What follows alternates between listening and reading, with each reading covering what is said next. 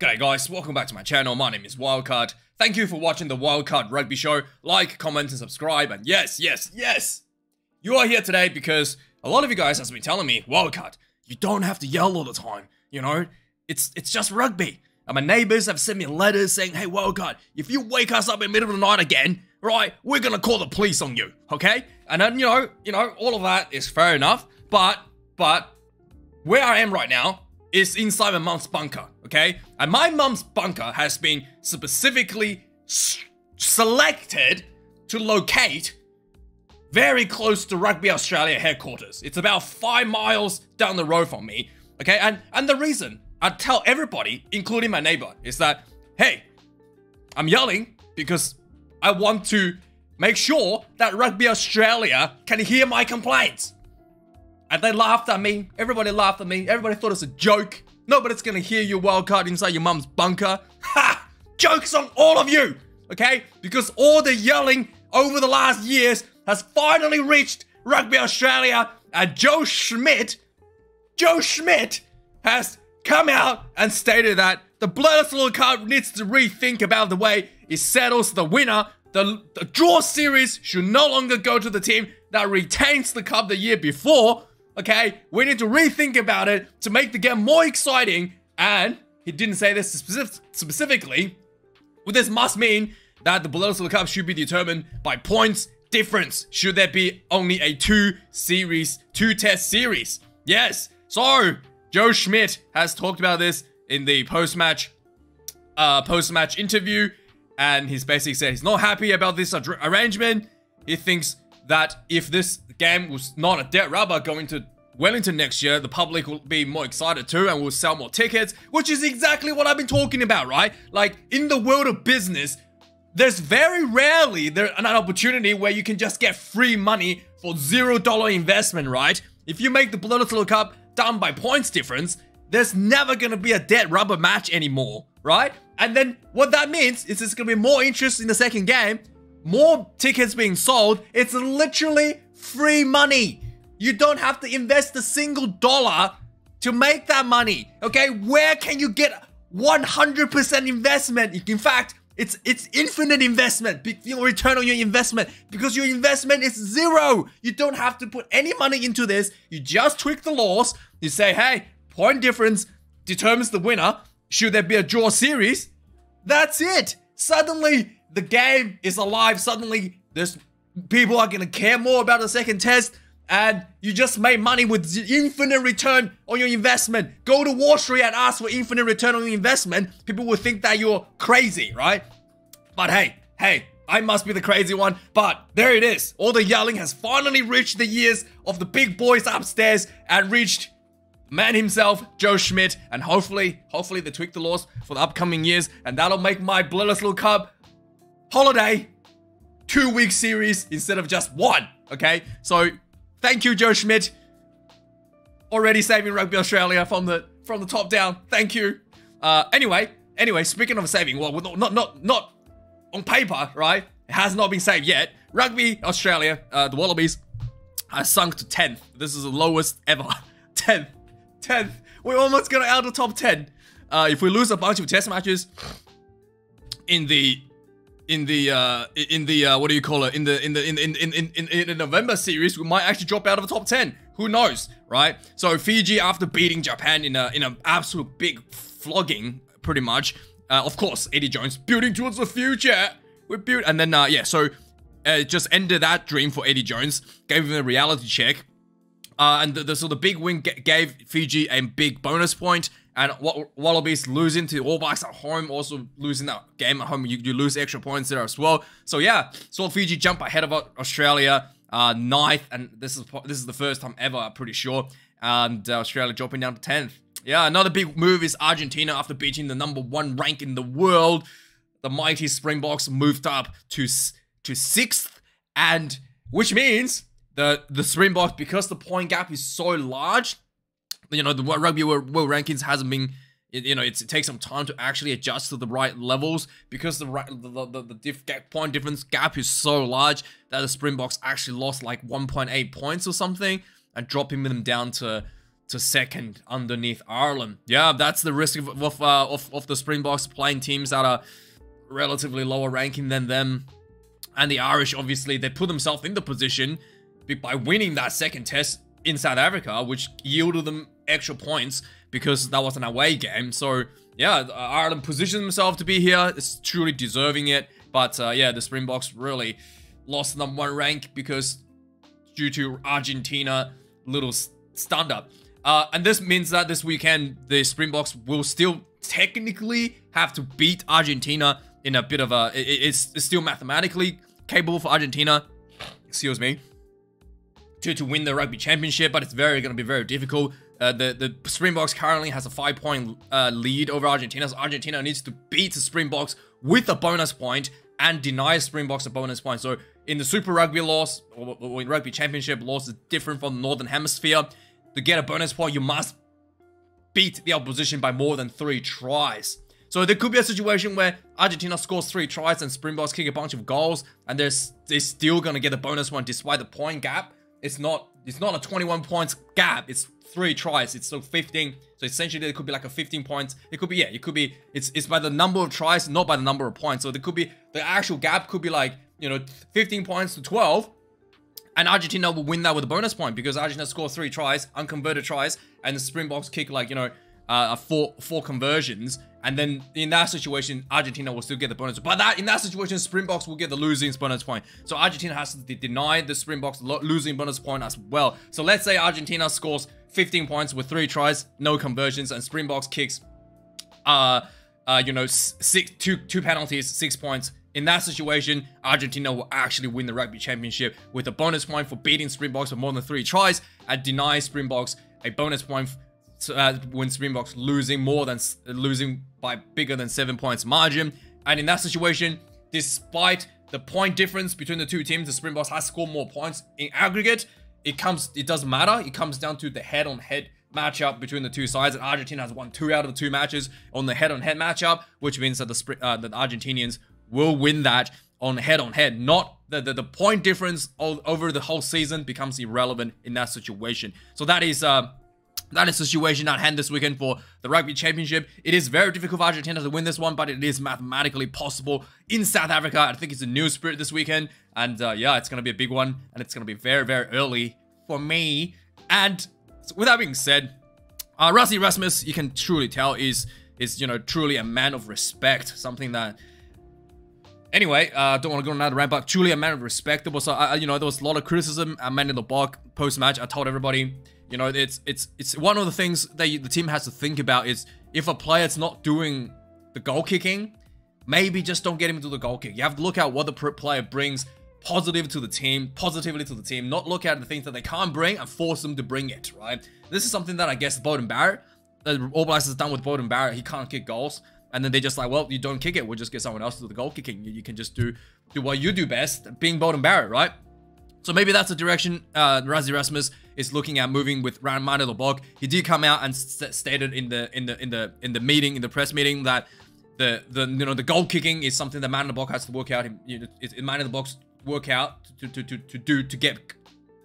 get done himself. But it's a problem of a team. It's a team problem. And then they want to look at solutions to solve this problem as a team. So that it's obviously hinting at having other people doing the goal kicking and let Man of the Block do what he does best, which is creating that, that really nice play, running, attacking rugby that South Africa really kind of wants and transition into, or having that opportunity, having that, option to do so as well. So despite missing the goal kick, Rassie Erasmus has, backed his own players, showing his own confidence in his own players. Back, just again, respect, the players for the coaches is not just someone they can kick out. It's like a family member almost. You don't just kick out your own family member. And that's something that, I think that, like it or not, I thought Ian Foster did really well. Like he just doesn't kick out people, his own players, just because the media said, oh, this guy hasn't been performing. Then that's something that, all the good coaches do. Something that Eddie Jones do not. So, yeah, so Rassie Erasmus not only kept Man in the Block, but decided to put him in the starting position this weekend. Oh, I've got like allergy or something. I'm just got my nose is just like I've wanted to sneeze, but I'm not able to. Anyway, I'm just gonna go on without sneezing. Okay. Next up. So yeah, let's look at the Springbok lineup this weekend against the Argentinians. Coming in number 1 prop position once again. Ox Enche really dominant in the scrummaging. Despite the dominant scrum, obviously the Springboks wasn't able to capitalize on that to build up into more success, especially in that second half of the game. And then Bungi Bunabe comes in number 2, more experience, putting, you know, the Malcolm Marx on the bench. Again, Bungi is a vice captain / captain himself, having that leadership, something that I think the Springboks probably lacked a little bit after getting that quick lead. Frasmel Herba comes in number 3, and the man that's going to break his stat record of Victor Matfield's 127 test cap. He will be breaking that this week at 128 at home in front of a big home crowd. And Ruan Nokia comes in number 5. Sia Khaleesi, the captain, returns at number 6 in the open side flanker position. Petersep Dutoy returns as well at number 7. This is stacked. This is huge front 4-pack for the Springboks. And finally, Jasper Visa retains that number 8 jersey for the Springbok side. Jaden Hendricks gets moved up to the starting position at number 9 ahead of Kobus Reinach. At number 10, Mane the Bok gets the jersey ahead of Handré Pollard last week.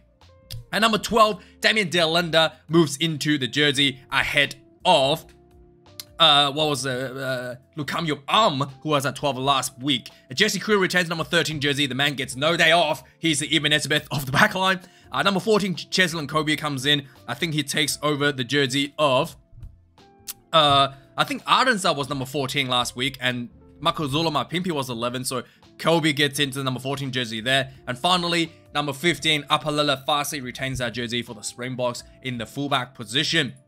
In the replacement now, the bomb squad.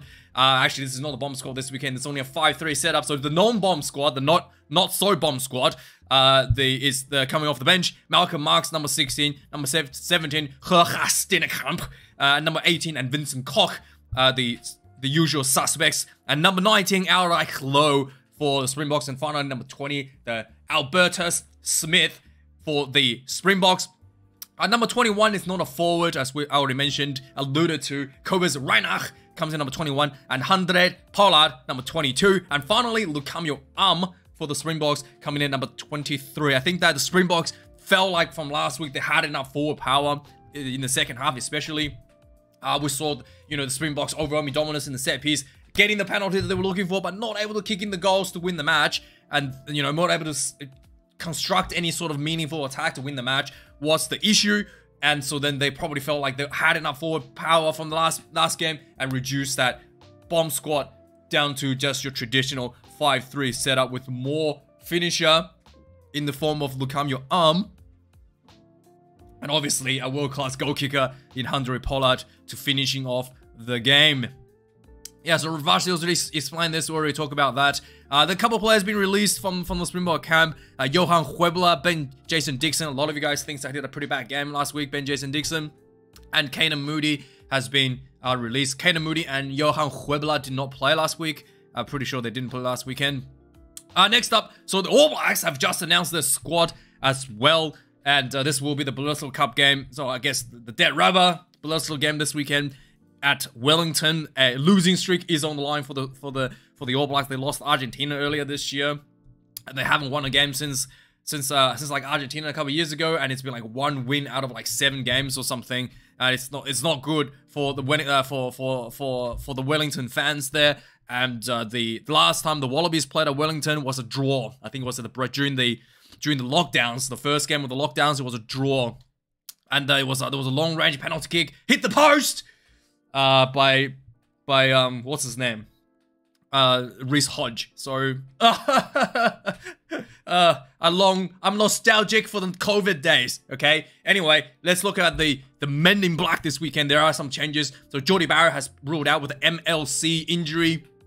I think there were a couple of other injuries. Yeah, Jordy Barrow with a knee injury, and then that's pretty much it. Sam Can will have his 100th test match this weekend, so it's a massive return. This will be his final match in New Zealand soil, and he's retiring. He is retiring at the end of this season. Not retiring from rugby. He's signed a 3-year deal in Japan, but he is retiring from test matches. And all the 4 years of holding the All Black captaincy is very something that weighs heavily on everybody's mentally. So I think Sam Cane, another legend in the All Blacks, it's been Richie McCaw clone. They used to call him the Richie's twin brother. Is retiring. Man, that's a bit sad, but it is what it is. So yeah, the men this weekend in Wellington for the second test of Bledisloe. Coming in number 1, I Am Groot. His return last week from a bit of a neck injury. Cody Taylor comes in number 2. Tyrell Lomax, number 3. Scotty Barrett comes in number 4. Number 5, Tupavai. Again, Patrick Tupolotu is back, but again, this is what I felt. Tupavai has been so good for the All Blacks. Definitely deserve number 5 jersey. Wallace Satiti, a guy who also has been showing just like, he's got that All Black blood in his veins, coming number 6. And number 7, Sam Cane, 100th test match. And number 8, Adi Savea, finishing off the 4-pack for the All Blacks. Coming in number 9, TJ Perenara. He was coming off the bench. I thought he was so good off the bench. A lot of you guys don't like him, but he was really good last week, to be honest. He saved so many line breaks from the Wallabies. I was cursing at him watching the game. And I mean, sometimes everybody has their good days and bad days, and I think that TJ Perenara deserving the number 9 jersey after that performance off the bench last week. Number 10, Beauden Barrett. Again, Damien McKenzie has been benched, and they wanted to, I don't know why he keeps trying Beauden at 10, because like I said, Beauden's 33, hitting 34, I think. Maybe he's already 34, and so he's gonna be, he's not going to probably be likely. He could potentially be at the Rugby World Cup in 2027, but it's not very unlikely that he will be there. So you really need to work at somebody else at 10. If you don't want to have you don't think Damien McKenzie is going to be the future, you have to put someone else there, whether it be, Harry Plummer or even that young Crusader guy, Ray Hanna, whatever it is, you got to find somebody. Beauden Barrett's not going to be here. The wheels are going to fall off at some point. And especially, anyway, so Beauden Barrett at 10, Caleb Clark 11, Anton Leonard-Brown gets moved from the bench to the starting position. He had a pretty average game last week, get a yellow card off the bench. Riku Ioane retains number 13 jersey.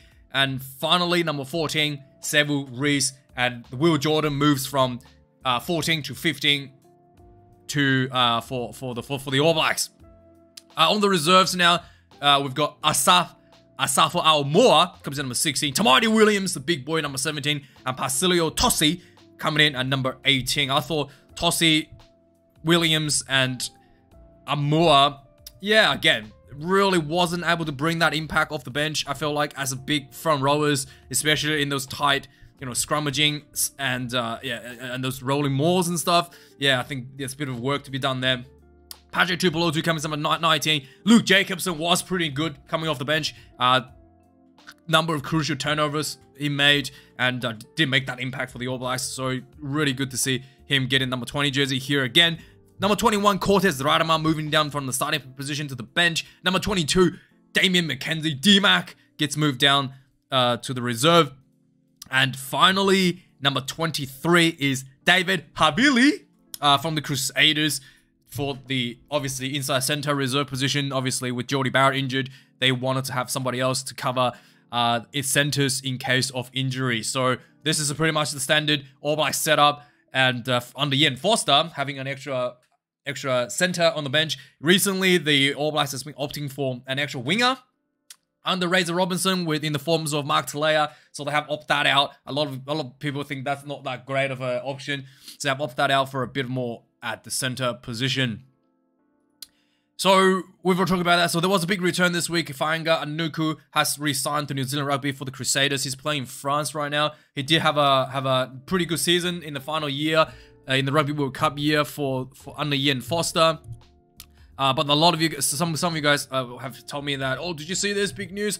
And there's a big guy returning to the Crusaders, and I thought it was Richie Mo'unga. All right, got me excited. I was like, oh, it's Richie Mo'unga and it's Fainga Anuku. I'm not that excited, to be honest, because I think that the All Blacks have way too many wingers already. You already got Will Jordan, you've got Caleb Clark, and you got, then this other ones hasn't been selected yet, like Imoni Nadawa from the Chiefs, probably deserve the shot at some point.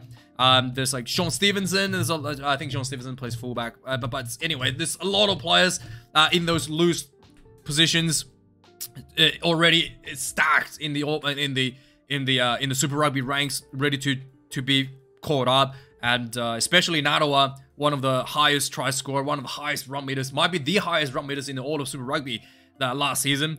Still hasn't given a chance for the All Blacks yet.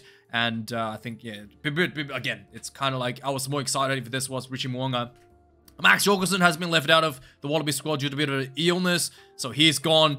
And finally, the World Rugby head, what is it called? This is he's the chairman of World Rugby, has to be re-elected after every, I think, what, 4 years or 5 years. So every 2 cycles, it's like the election. They have 8 years. They have to re-change the chairman. So Sir Bill Beaumont, it's been absolutely terrible under him, changing all the laws, making the game just a joke, especially recently.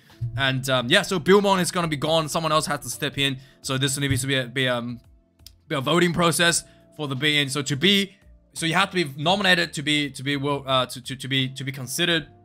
So the nomination can only be made to a member of the World Rugby Council. So I looked this up. The members of the World Rugby Council are basically like the heads of the basically like the heads of the nation. So in Australia, you got, you know, Phil Ward, the CEO, part of the council. You know, the CEO in New Zealand, Mark Robinson, is in the council. And you've got, who else have we got here? I don't know any of the South Africans. I don't know any of these people. But yeah, you basically have to be, you know, one of the managing members of the who's the guy in England? Yeah, Bill Sweeney, the CEO. You know, you basically have to be the CEO to be part of the council, or high in an executive team in the union to be in the council. So once you're a council member, you have to be nominated by your peers, and then you have to get the backing from your own union. So one of the runner-up was this guy, John Jeffrey. He's a Scotsman, and his own union do not back him, so he has withdrawn his bid. So yeah, this will be interesting to see, and hopefully we'll get a Southerner guy. Maybe a Southerner guy. I don't know if a Southerner guy is the best idea. Sometimes. Hopefully we'll get somebody with. I bet you it's gonna be a French person. By the way, hopefully it's somebody that's not gonna take the rugby and prostitute it down to other sports and try to make it into you know, into a different game that nobody wants to see. Anyway, with that being said, let's move on. Eddie Jones, we're gonna talk about this. Lost the Pacific Nation Cup to Fiji. 41 points to 10. Building towards the future, mate. Oh, building towards the future. We're building towards the future, mate. Anyway, so building towards the future, Mister. Good. You know, I gotta give some props to Japan. There was pretty close match for like the first 30-40 minutes, the first half, let's say. And Dylan Riley scored a beautiful try for Japan, and it was looking like this could go down to the wire. Before, I think that maybe the lack of experience, maybe the lack of fitness. It was pretty hot in Japan. Fijians, we know, play in hot temperature in Fiji, so they don't really mind about that. And they just pretty much ran away with the game.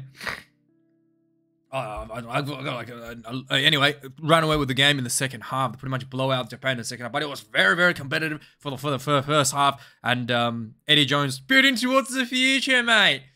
Still working on that. Is he going to win the Rugby World Cup? He's going to take Japan to the semi-finals. That's what he said. 2027 semi-finals. Actually, no. Did he say semi-finals or top 5? Top 5, one or the other. He's doing it, guys. He's doing it. In the other game, not a very close match, Samoa versus USA. Samoa 18 points to 10, winning 18 points to 13. What was it? 18 points to 13, win over USA. Nilani Nai scored a try late in the second half to kind of win the game for Samoa over USA. This was the bronze medal, the losers bracket. And yeah, it's still a nice win for Samoa. A lot of Samoan fans who loves rugby get something to celebrate. And yeah, that's it. That's it for the news this week. Did I? Yes. So yeah, let me know your thoughts, guys. And I will be doing the full lineup when they're announced for the Wallabies and the Argentinians. Watch out for that, probably coming out later tonight, maybe tomorrow morning. And yeah, thanks for watching, guys. See you guys later. Cheers.